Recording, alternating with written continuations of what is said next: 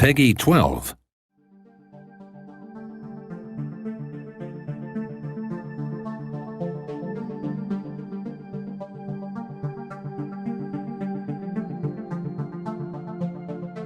People have asked us to make a space game for many years now.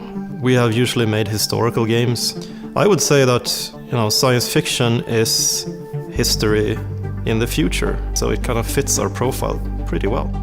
I think you can expect a lot. Basically, Stellaris can be whatever you want it to be. It can be a game where you explore the universe. It can be a game about strategy, diplomacy, conquering the galaxy. Working on Stellaris is a bit different because there's a lot of areas we as Paradox have never really touched upon earlier.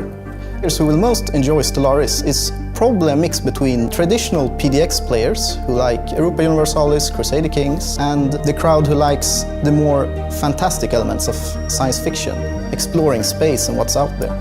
Stellaris supports truly huge galaxies. I think at the moment there can be up to 1,000 stars in the game. And each of these stars can be different. It could be a neutron star or a black hole or a blue giant. Or ocean or desert planets or tomb worlds where pretty much nothing can live unless changed by technology. Now the cool thing about this is that in certain types of solar systems you might find certain rare resources that are not available in other places. Stellaris is a game split into three very distinct phases, I would say. The first phase is all about exploration, and in the second phase you start to establish contacts with different weird aliens and races. The diplomacy becomes more and more important. So you can choose to be either pacifist and try to create alliances, or you can try to just dominate the galaxy and try to conquer as much as possible.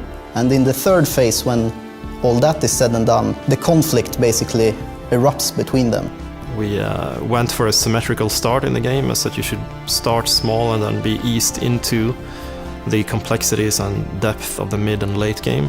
I definitely think with the AI that the hardest issue is that our games are basically a big decision machine.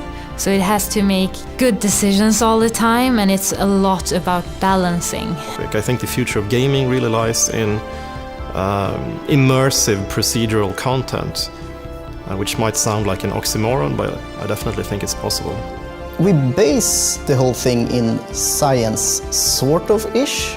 Like I read a bunch of books by Hawking on astrophysics and astronomy, because it's always useful to have an anchor that's realistic. But I think most of us on the team have read enough science fiction and watched enough science fiction movies and read enough books that we kind of knew what is expected of a game like this.